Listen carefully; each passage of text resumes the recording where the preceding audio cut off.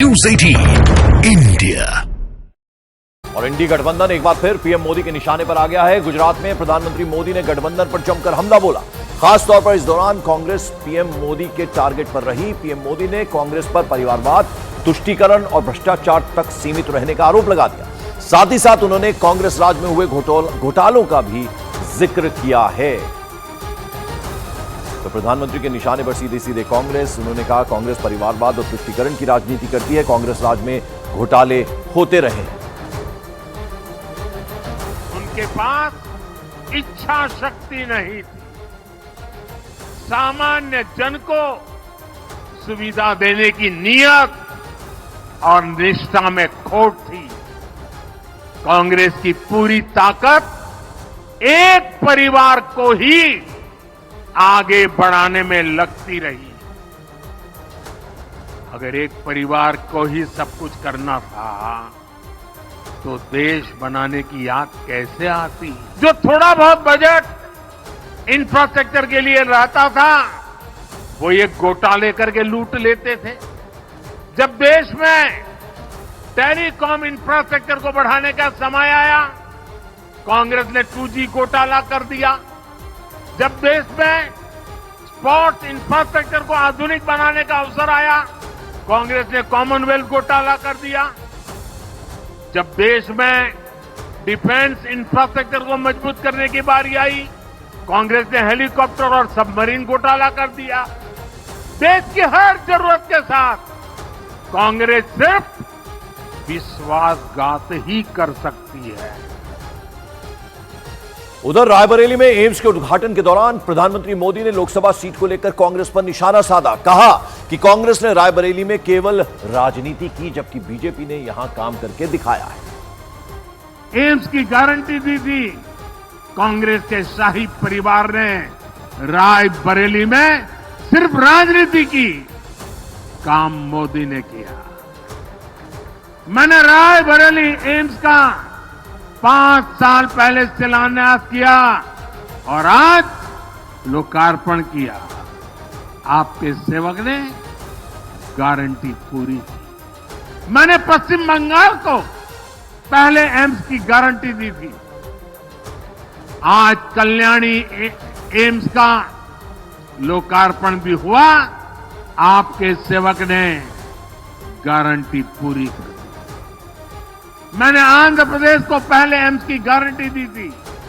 आज मंगलगिरी एम्स का लोकार्पण हुआ।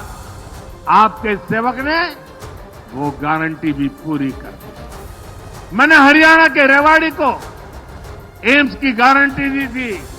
कुछ दिन पहले ही 16 फरवरी को उसकी आधारशिला रखी गई है। यानी आपके सेवक ने ये गारंटी भी पूरी। आज पूरा देश इतना प्यार दे रहा है, इतने आशीर्वाद दे रहा है, तो इसके यश का हकदार ये राजकोट भी है।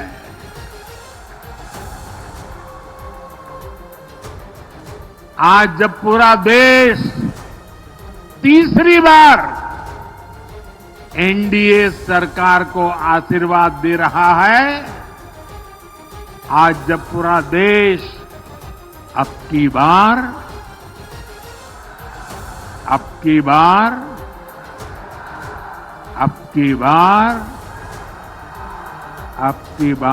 400 पार का विश्वास, 400 पार का विश्वास कर रहा है। गृहमंत्री अमित शाह ने भी कांग्रेस पर जमकर हमला बोला है और कहा कि कांग्रेस का रॉकेट कभी लॉन्च नहीं होगा। एक ही व्यक्ति को बार बार नए लुक में लॉन्च करने की कोशिश की जा रही है। इसके साथ ही साथ अमित शाह ने यह भी कहा कि कांग्रेस के सांसद देश को तोड़ने वाले बयान देते हैं, लेकिन कांग्रेस इस पर चुप रही है।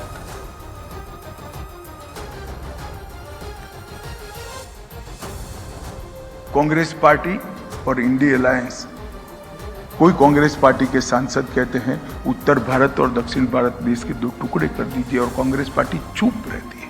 मुझे कई बार होता है कि जिस पार्टी का नेतृत्व सरदार पटेल, मौलाना आजाद और महात्मा गांधी ने किया, वो पार्टी को क्या हो गया है। वो अपने आप को इस बयान से दूर भी नहीं करते।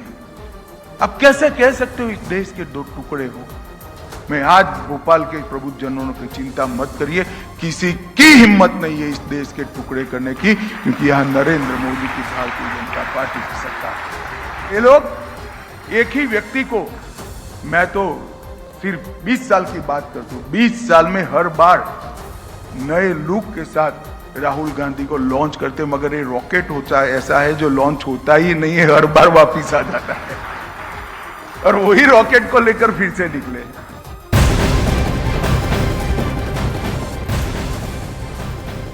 बड़ी खबर आ रही है, तृणमूल कांग्रेस नेता शाहजहां शेख के भाई के खिलाफ पुलिस ने एफआईआर दर्ज कर ली है। पुलिस सूत्रों के हवाले से खबर यह है कि शिराज शेख के खिलाफ अवैध जमीन पर कब्जा करने का आरोप है।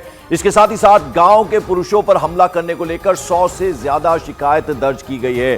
तो तृणमूल कांग्रेस नेता शाहजहां शेख के भाई पर अब कहीं ना कहीं शिकंजा कसता हुआ नजर आ रहा है। उसके खिलाफ एफआईआर हुई है और सूत्र ये कह रहे हैं कि शिराज शेख पर जमीन पर कब्जा करने का आरोप है। शाहजहां शेख का अभी तक कुछ पता नहीं चला है।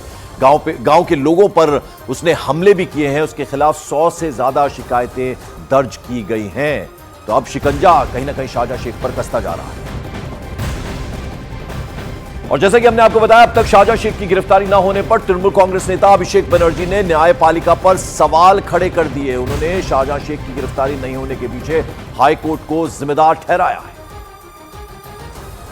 तो शाहजहां की गिरफ्तारी क्यों नहीं हुई अभी तक, इसमें तृणमूल कांग्रेस नेता अभिषेक बनर्जी ने अब न्यायपालिका पर ही आरोप लगा दिए हैं। उन्होंने कहा कि अब तक गिरफ्तारी क्यों नहीं हुई है, इसका जवाब मिलना चाहिए। हाईकोर्ट पर गिरफ्तारी ना होने देने के लिए हाईकोर्ट को ही जिम्मेदार ठहरा दिया है तृणमूल कांग्रेस नेता अभिषेक बनर्जी।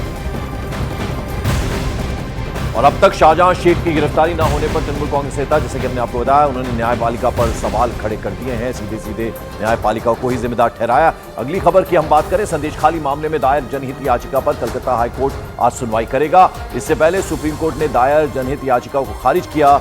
याचिकाकर्ता को हाईकोर्ट जाने की सलाह दी थी। जनहित याचिका के अलावा संदेशखाली पर खुद संज्ञान लिया और इस मामले पर आज अब सुनवाई होनी है। यानी जो जनहित याचिका दायर की गई है उस पर आज कलकत्ता हाईकोर्ट में सुनवाई होगी। तो स्वतः संज्ञान लिया और अब इस मामले पर सुनवाई खुद हाईकोर्ट करेगा। जनहित याचिका डाली गई थी जिस पर आज अब सुनवाई होनी है। कलकत्ता हाईकोर्ट में आज इस पूरे मामले पर अब सुनवाई होगी। जिस तरह की हिंसा अब तक हुई है संदेशखाली में, उसको लेकर याचिका डाली गई थी। अब उस मामले में स्वतः संज्ञान लेते हुए कलकत्ता हाईकोर्ट सुनवाई करेगा। इस बीच संदेशखाली के मामले में फैक्ट फाइंडिंग टीम को बंगाल पुलिस ने गिरफ्तार किया है। हालांकि कुछ घंटों बाद उन्हें छोड़ भी दिया गया, जिसके बाद फैक्ट फाइंडिंग टीम ने बंगाल के गवर्नर से मुलाकात की और उसके बाद एक प्रेस कॉन्फ्रेंस कर ममता सरकार पर जमकर हमला बोला। उन्होंने आरोप लगाया कि बिना कुछ किए उन्हें गिरफ्तार किया गया। इतना ही नहीं, उन्होंने ये तक आरोप लगा दिया कि मुजरिम बाहर हैं और पीड़ितों पर दबाव बनाया जा रहा है। इसके अलावा फैक्ट फाइंडिंग टीम जो जांच कर रही है, यानी जांच टीम को भी रोका जा रहा है, ये भी उनका कहना है। गवर्नर से मुलाकात हुई है जांच टीम की।